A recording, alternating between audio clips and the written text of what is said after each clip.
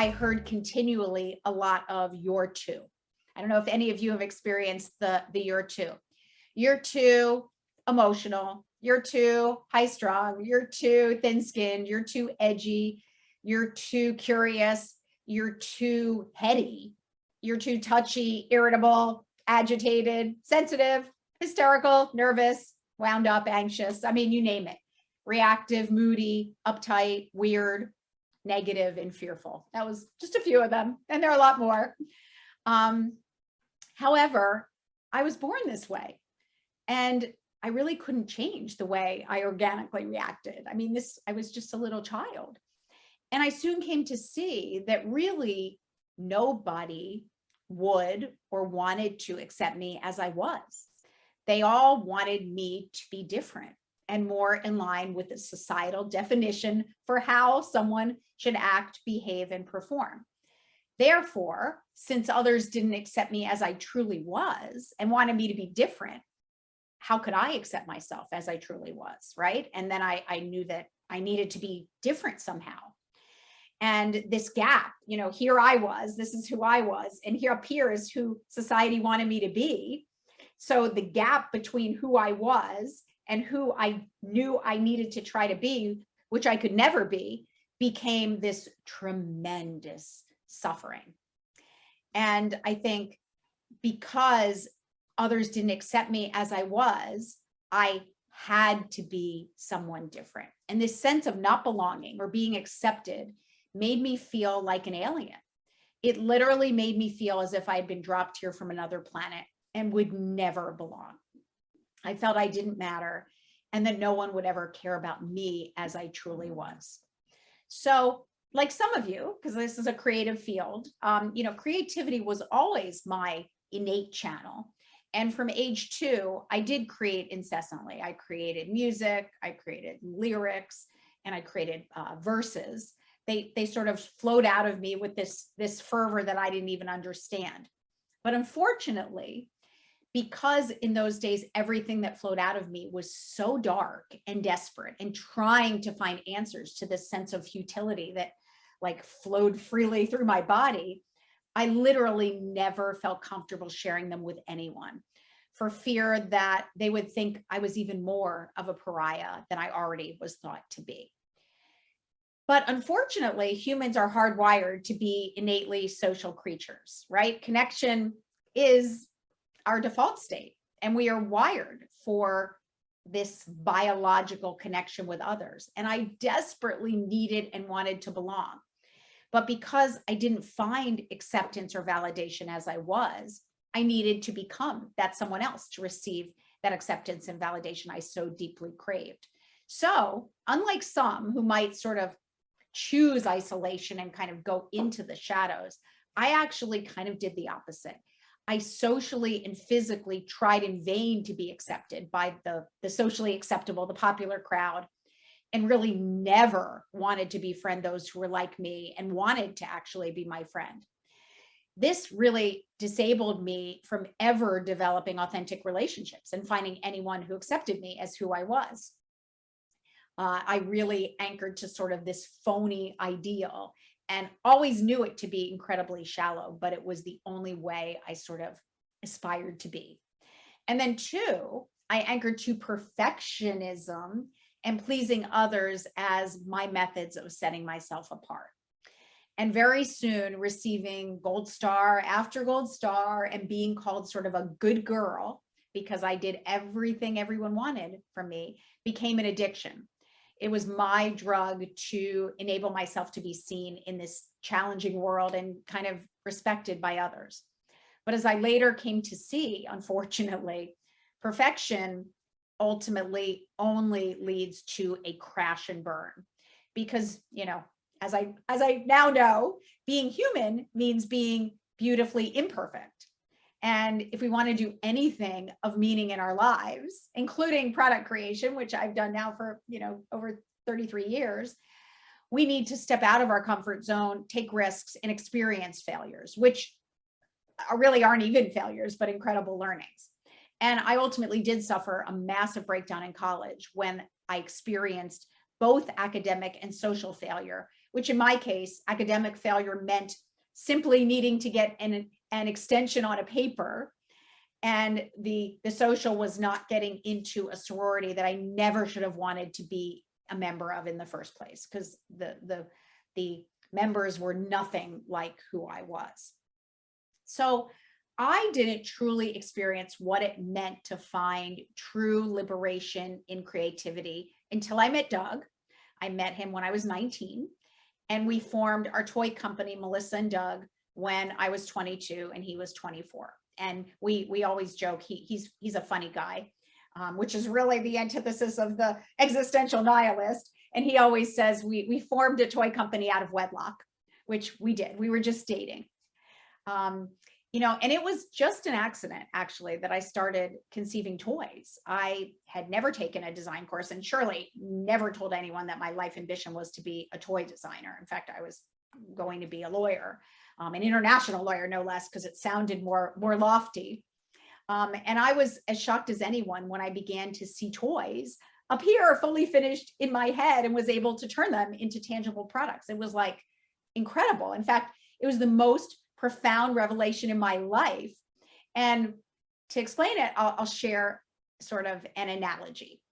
So I always created, as I said, from age 2. And of course, had this deep latent need to express my authentic voice through creativity. But early on in my life, it seemed that I only had the ability to channel this deep, dark anguish into darkness. And if I think about it as a water faucet, if my whole being is a water faucet and my creativity is a water faucet, the light faucet was turned off and the dark faucet was turned on, and all this darkness, all this sense of futility was only channeled out through the dark faucet. And everything I created was so dark that I felt, as I mentioned, unable to really share it with others. And of course, couldn't find that sense of kinship and connection that I so desperately craved. But when I realized by accident through making our first products, which were puzzles, that I could take that very same despair and actually turn on the light faucet and turn off the dark faucet and channel it into light, it was like I could breathe fresh air for the very first time. And then I basically saw something incredibly profound, which is that I had complete control whether to take that innate darkness and choose to channel it into more darkness or into light. I actually had control. And that was the first inkling of starting to move from existential nihilism, which has us as individuals being powerless and completely at whim to a meaningless existence, to existentialism, which is a completely other philosophy, which says that we alone as individuals actually can take responsibility for our lives and forge meaning. And I saw that for myself, who had this deep capacity to fall victim and become utterly submerged by my existential anguish. I could actually force my life to mean something. And that through continually taking this darkness and channeling it into light through toys, no less, which was almost comical in its irony, right? I mean, this person who was so dark, maybe the darkest person, certainly that I've ever known, was actually making toys for children, was actually quite humorous. And absurd is a word lots of us existential nihilists use. It was like the ultimate in absurdity. But I did begin to see that I alone was the only possible maker of personal meaning. And if I wanted my life to actually start to mean something, I must be willing to take the responsibility for actually doing the work. And I could truly use my time here on earth in the service of creativity. So it was profound and life-changing, because I went from this mindset that was, I'm a victim, I can't do anything, this darkness will overtake me, and a voice in my head that said, end it, because there is no purpose here on earth and it will all be in vain, to say, no, I'm going to fight my way to meaning. And that is when I said, I've been given a life. and I will refuse to let the dark thoughts defeat me any longer. Success is choosing life every single day and channeling that darkness into light. And that allowed me to craft my life mantra, which has become step on out of the head, moving into the heart, free to channel all dread into jubilant art. And the jubilant is maybe the most important word, which was that I cannot allow myself to become imprisoned in my head and must channel the darkness into light and things that are jubilant and have the ability to truly impact others. And I think, I began to see very, very profoundly that the cause of bondage and liberation were completely in our own minds. And if we think we're bound, we're bound. And if we think we're liberated, we're liberated. And that for me, it was this act of transcending my mind and these mind stories that life was meaningless every single day. So I think I now try my hardest to live in my heart, which is where creativity and play lie. And, the irony in creating toys for children is the truth is play has no goal. It's not perfection. It's nothing other than pure intoxication, and it's entirely in your heart. So, and when I truly create from my heart space, I am in that beautiful, boundless, expansive white space, utterly exhilarated and intoxicated. And, that is the ultimate in potential and possibility when we can create whatever we can envision in our imaginations with no limits. So, however, that is what I did for 3 decades, right? I created toys and I channeled. Oh, did I channel? In fact, I channeled so much that I probably still have 1,000 toys on the list that will never get made. I'm that far ahead of the process of making them. But after 3 decades, I actually began to feel that something was still deeply awry inside my soul, almost as if there was a gaping hole in it.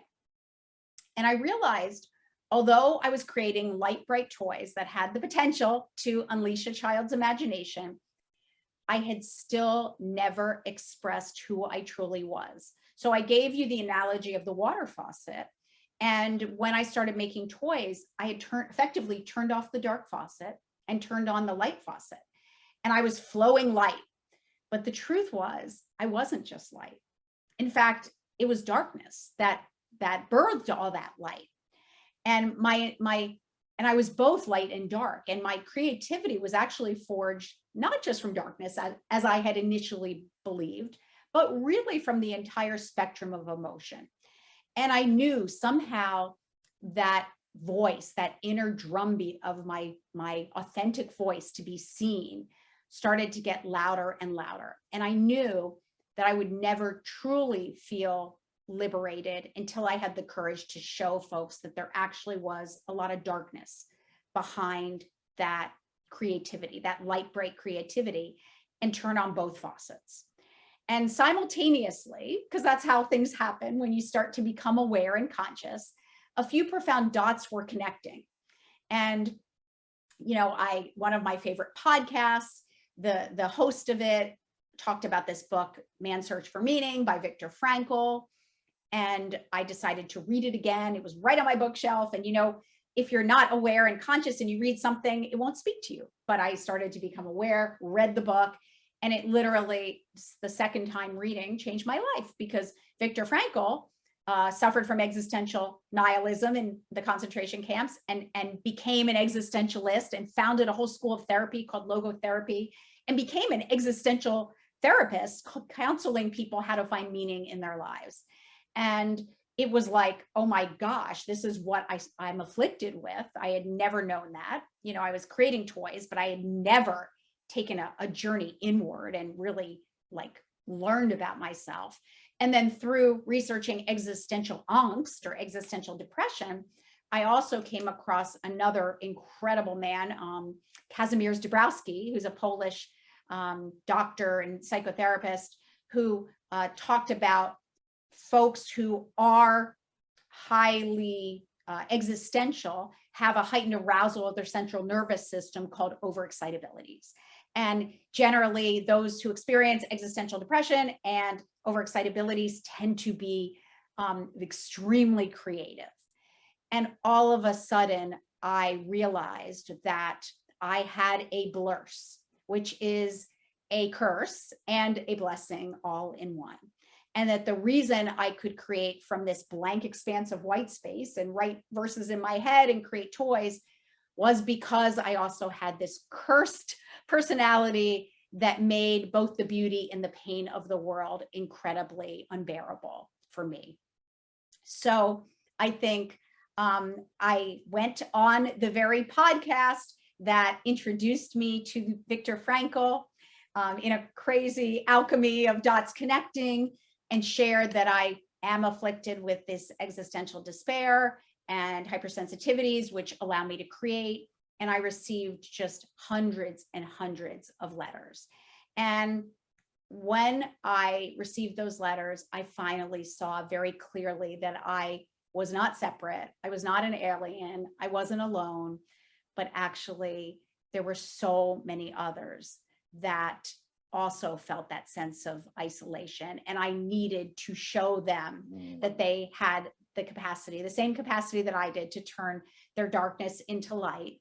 And that also, until we make that journey inward and truly accept both sides of the faucet, the light and the dark, and that we are all a full spectrum of flowing emotions or water or whatever you want to use as your analogy, we will never find fulfillment.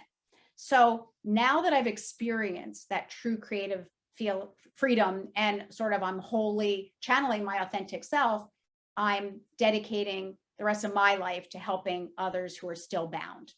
I want to show them that this prison they believe they're in, for the most part, is actually an illusion, and they can leave it whenever they choose. In fact, one of my other life mantras is, we alone possess the power to spend life forevermore, brokenhearted in a cell, or walk right through its open door.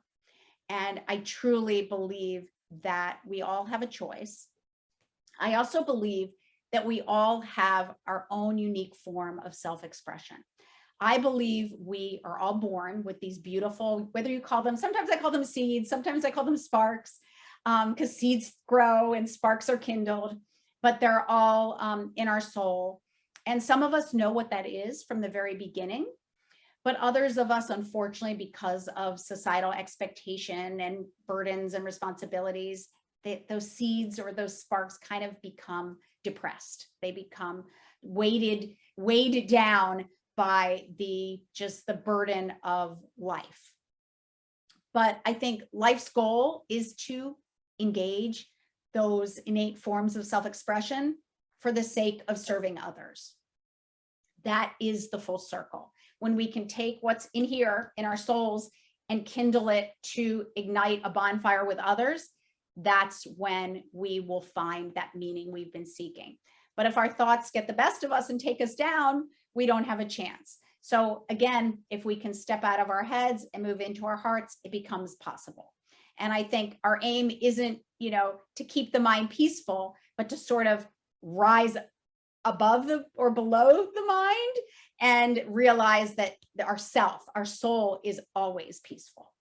So I think, our beautiful form of self-expression is our life force, and everything we do must be offered for the benefit of others. And I think for me, once I could make that channel of creativity hollow so that my creative expression could flow right through it, I think that's when my life started to change. So I think to sort of make this full circle, LIfeLines, we're focusing on helping others unearth their sparks and manifest them to the world. And in my own life, I went on this journey to finally sort of accept myself in totality and turn on both the water faucets and realize that I'm hypersensitive and I have this personality. And what did that mean? So I have a really fascinating story because, or for me, it was fascinating because I went on this 4-year journey to accept myself. And that involved admitting that I was imperfect for the first time in my life at middle age, and enlisting the help of a trained professional to actually help me dive inward and face that existential nihilism that I had been running from my whole life, because that is part of my whole emotional spectrum. It's the very bottom of the abyss. And then, of course, once I touched that, which was profoundly difficult, I was able to say, okay, that is part of me, but it's not everything I am.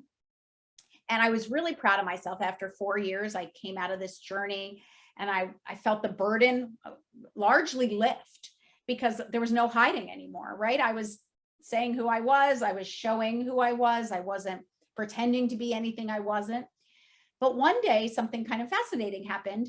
I woke up, and I don't know, when I wake up, I don't know if any of you do this, I sort of do a check, like, how are you today? How are you feeling in there? And I felt really heavy, like that sense of low that comes when you can go from vast highs to vast lows. And I rubbed my face and I was like crying in my sleep. And when I start to go in a low period, like I'm very, very emotional. And I said, of course, I went immediately into judging. I was like, oh my gosh, what's going on? Like, it's happening again. You're in a low, and like, this can't be happening. You've done 4 years of work. Like, you're out, you're in the light now. Like, isn't every day supposed to be shiny? Like, you've accepted yourself.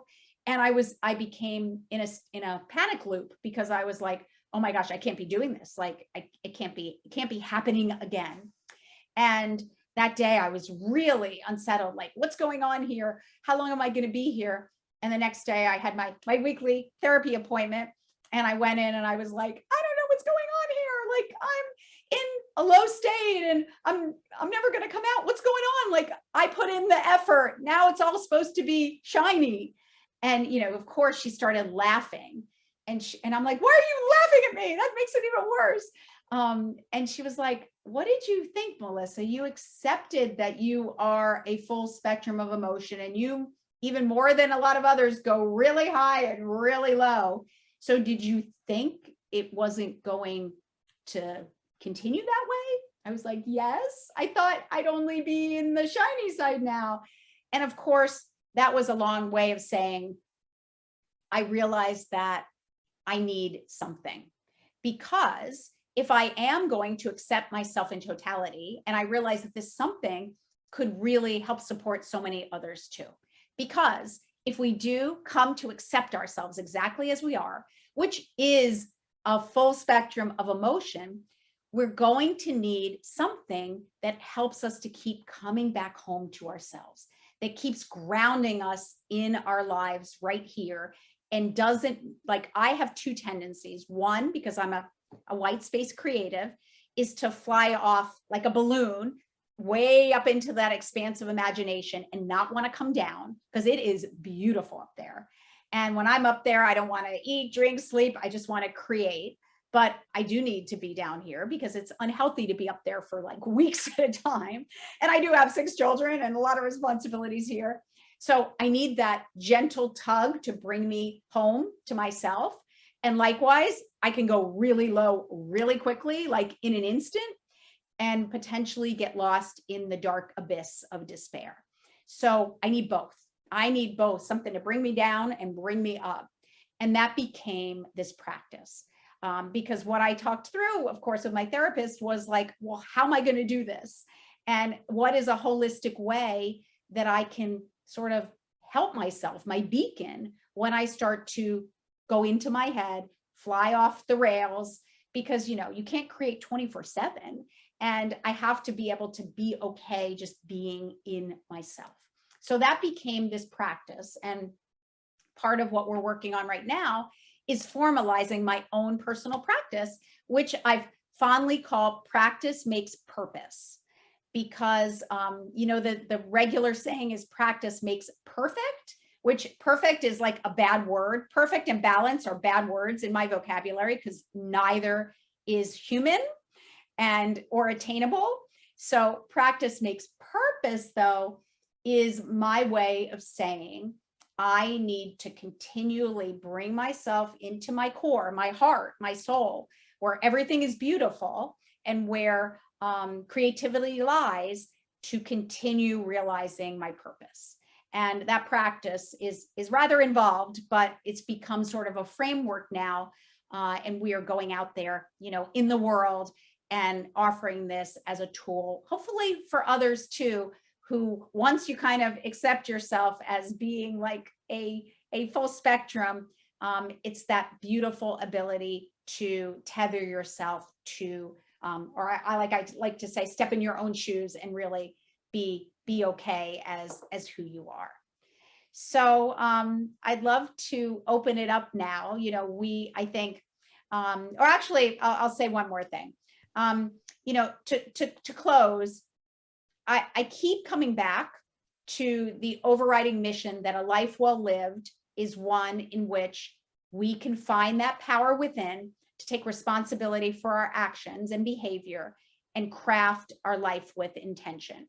And sort of my last daily mantra that I use, which I say all the time, because I think as a mother, as a wife, as someone who has a lot of other responsibilities, I tend to not take care of myself, and I tend to put others' needs always first. And that was one of the biggest issues in my life, that I became a martyr and someone who was very empty inside because I served everyone else before I served myself. So I learned the hard way, and this is my mantra, that you can only be a force of change once change begins in you. For in learning how to save yourself, you'll rescue others too. So my mantra now is to work on myself, try to make myself the best I can be, try to truly fill my well of energy so that I can be replete and flowing, so that I can hopefully give that energy, give that life force, serve others so that they too can live a life of purpose and meaning. So thank you for letting me share. Awesome, Melissa. Thank you very much. Do you want me to bring up your slides? Is there anything from those that you wanted to speak to specifically? I don't think so. You can put them up at the end. Okay. Let's do that. Yeah. Okay. Thank you very much. That was incredible. I do have a few questions from the audience that I'll go through. Yay. Yeah, just right off the top though. Thank you very much. That was very insightful. One question from the audience was about connecting the dots. So the question is, how do you explain dots connecting and synchronicity, the notion that we find the resources we need when we need them? That's certainly true in my life. What do you think is at work? I think it's all about awareness. I feel like once you become aware and you learn to listen and to watch what's really going on in you, the dots like profoundly start to connect. And I know even today, like everything I read, I'm like, wait, and I look around almost like, is someone playing a joke on me? Because it's like all these messages are coming from the universe. I know it sounds like, and I'm not really a spiritual person in that way, but it feels like all the stars are aligning just because I'm listening and I'm not in my head.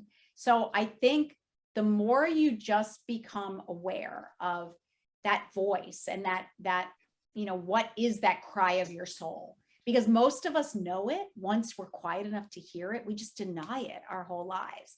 And then that's when the dots started connecting. And by the way, you don't know, I call them dot moments. You don't know they're dot moments usually when they're happening. In fact, they're usually the worst things of your life. And you're like, why is this happening to me? And it's only when you step back and can look at it, sort of gain that awareness, that you see, oh my gosh, that was one of the most profound dot moments because it was so painful. So I don't know if that answered it, but I know for me, I think that's great. I think it is about listening and listening at the right time, right? Exactly. Meg, did you have a question? You put your hand up there. I do. Thank you. Awesome. Hi, Melissa. Thank you so much. I work at the Association of National Advertisers, and we work with a lot of chief marketing officers.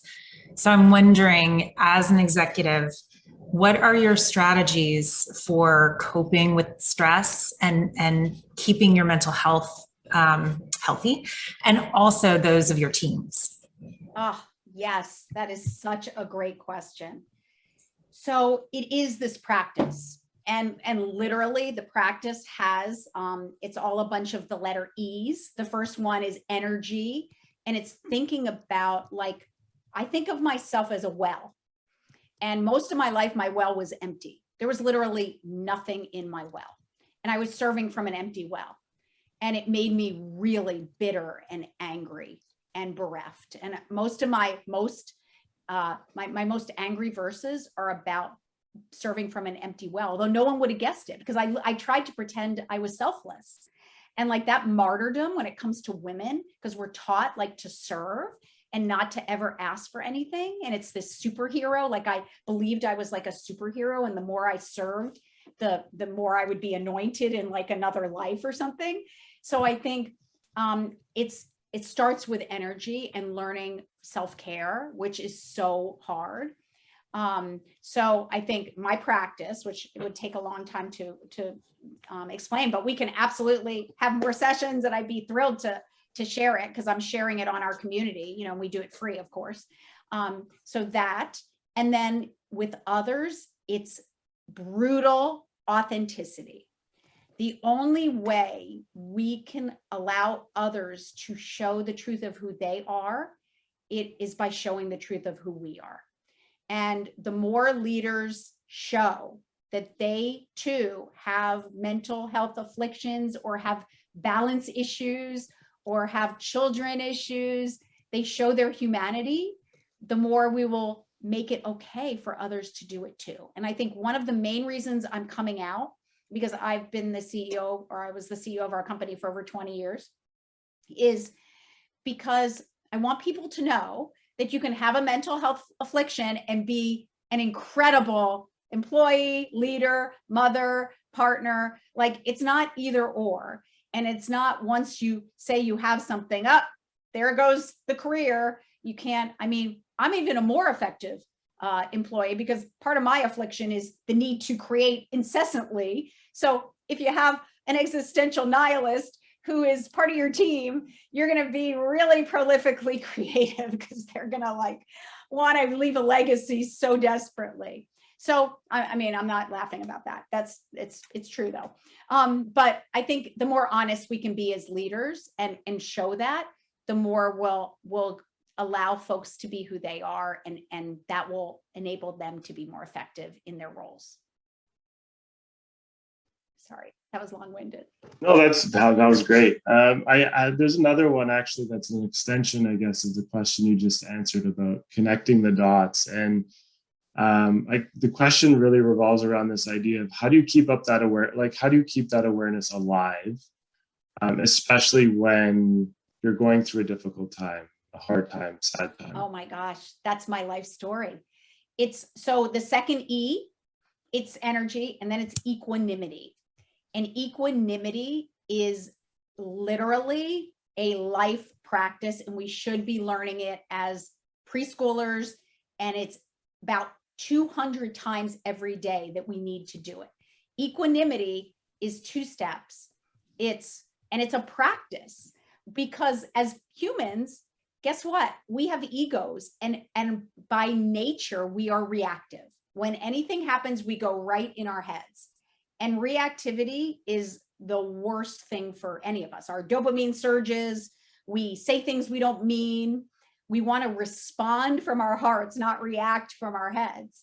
And the only way you do that is through a practice of equanimity. So the first step is to stop whatever you're doing. The minute you realize, uh-oh, I just went off the rails, and you could have I have tons of triggers in my life, and I know many others have many more triggers because of circumstances. The minute you start to go in the spiral, right, the head game, the ego game, you have to ground yourself. It could be through breathing. A lot of people do it, like connect to your breath. I have a really hard time doing that.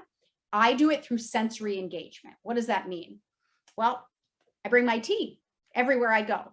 Part of it is I make myself a cup of tea. The warmth of the tea and the smell of it and the taste of it, it grounds me. And that's why I bring it. I can't speak without it because this is my center.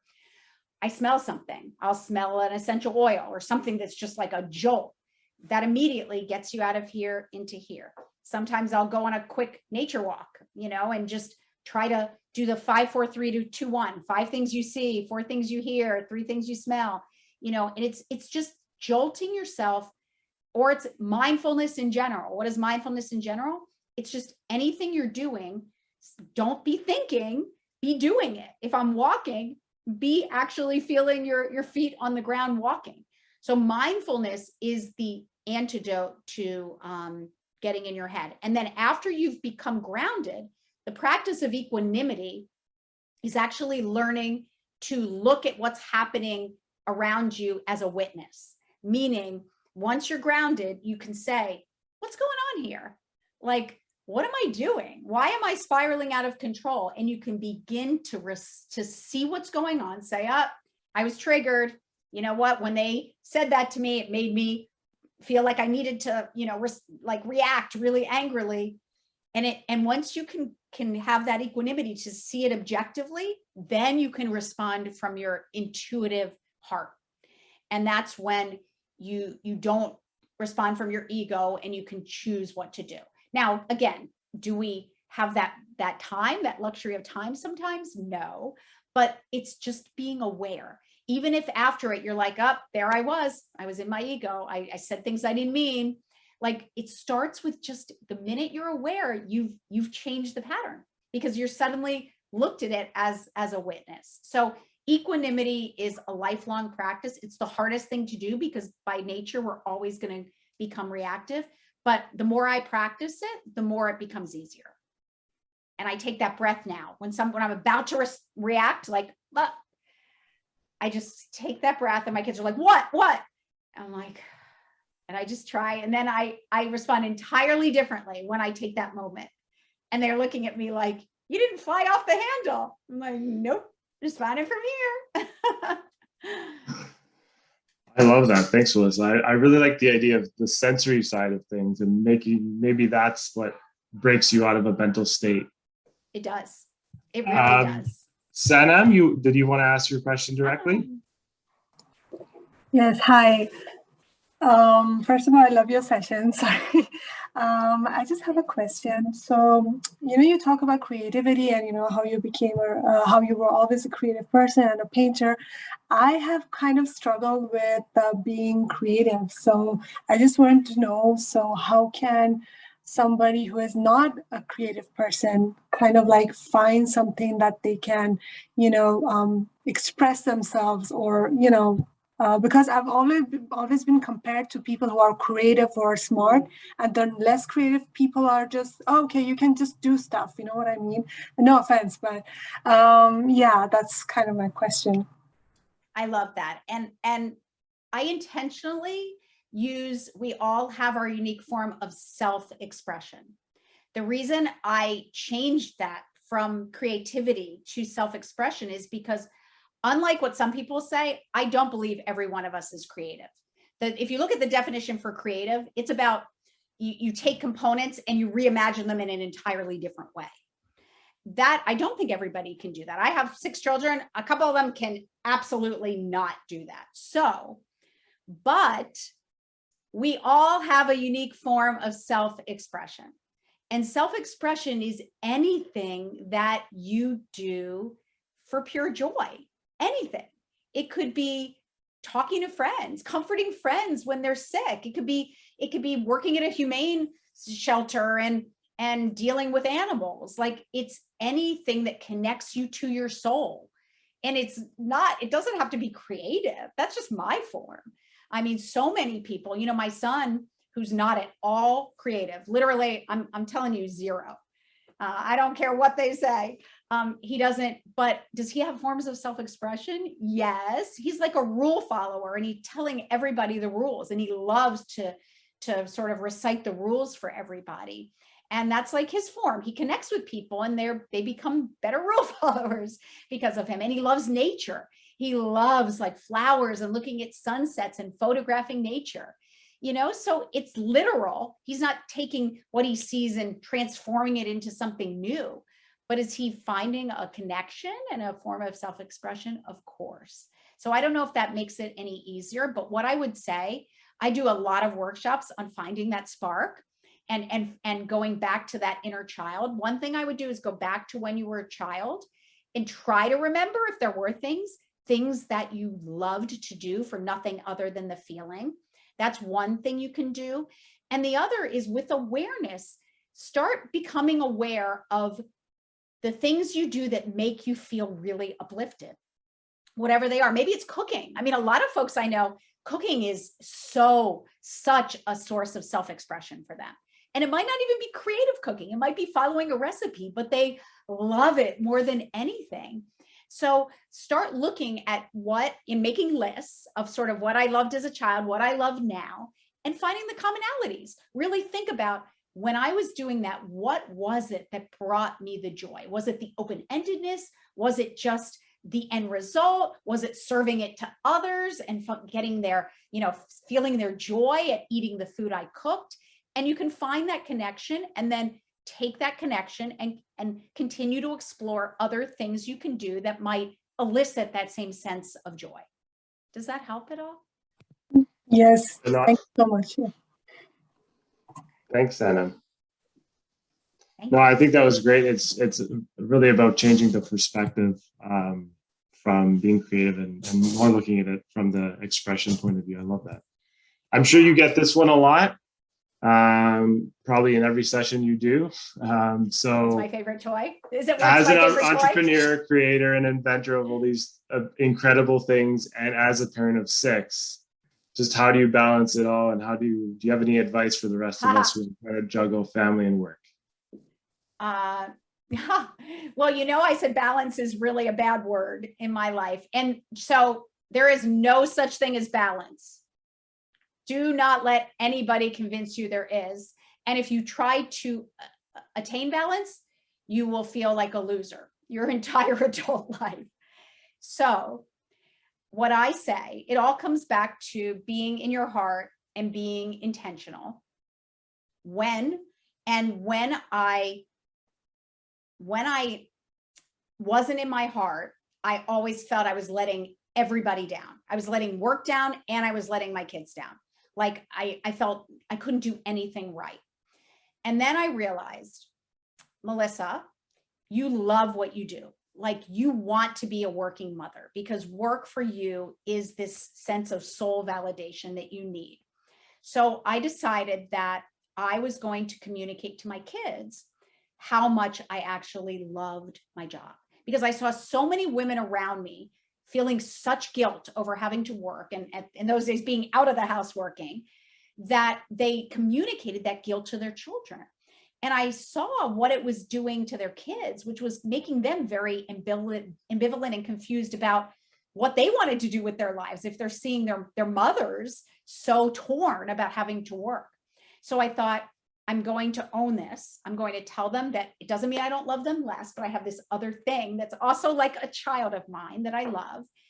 And I'm going to get, another part of it was getting good enough childcare, which we couldn't afford for many years, that when I was working, I wasn't terrified about what was happening to them. So for a long time, when I was having the biggest issues is when I was at work, I was always thinking about them. And then when I was home, I realized I didn't give enough to work. So I was always thinking about work. Once we were able to afford appropriate childcare, then what I did is I went to work. I gave it my all, like literally didn't think about what was going on at home, let that to the child care folks. Then when I came home, I always communicated how much I loved my job and that I was so proud to be able to help children. And then when I was with my kids, even though for many years it was 2 hours a night before they went to bed, I wasn't spending all day with them. I made sure that those 2 hours were the most focused, dedicated, intentional hours ever. I wasn't on my phone. I wasn't thinking about work. I was showing them how much I loved them. And it's never perfect, as we know, but I am so proud today that I have 4 daughters and 2 sons, And like not one of them talks about a life where they wouldn't do both. Like it is just part of who they are. And I feel like we have to remember, and I forgot this for many years, that we are their role model. So if we are miserable people and we communicate that work is so hard for us, then they're going to believe that. And if we, don't take care of ourselves and we show that we're martyrs, they are going to follow that same behavior and not take care of themselves and be martyrs. So it helped me to change because I couldn't do it for myself. But when I saw that I needed to do it for them, it started to allow me to give myself permission to do some of these things, to communicate how much I love my work, because I want them to love their work and have something that is really important to them, and to take care of myself because I want them to take care of themselves too.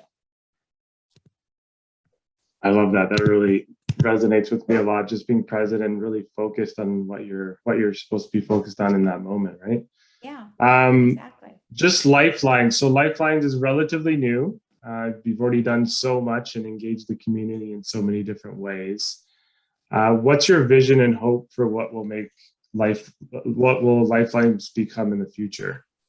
It's a great question. I mean, ideally, I feel like everybody needs a practice.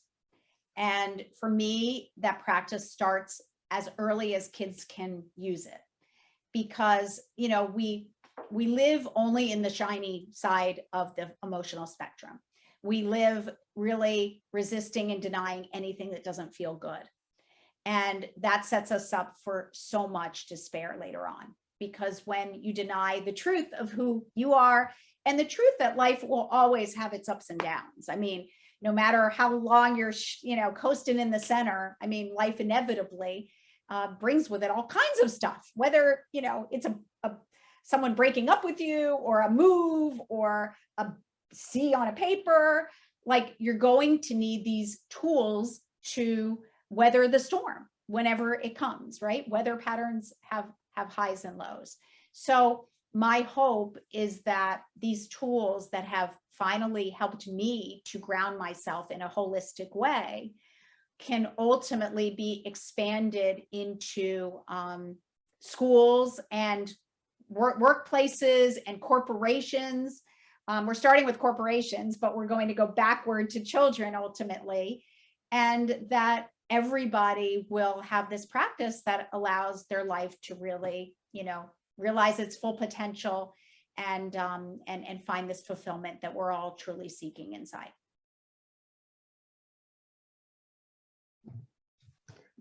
Awesome. I'm very much looking forward to checking it all out myself and potentially joining some of these sessions upcoming. Yeah, it's all free. It's, this is our giving back. So anything we offer on LIfeLines.com, all the workshops and content, it's all free. Awesome. Thank you very much. Louise, did you want to close out with anything? Yes, thank you so much, Melissa. That was really informative, and I think we've given people lots of tools, lots of permissions. The one thing that was kind of circling in the chat is people are curious if you meditate yourself, and some have too busy a brain to meditate, so they find relief in music and things like that. Maybe you can comment on that, and then I'll close things off. I would love to comment on that because I have never been able to meditate.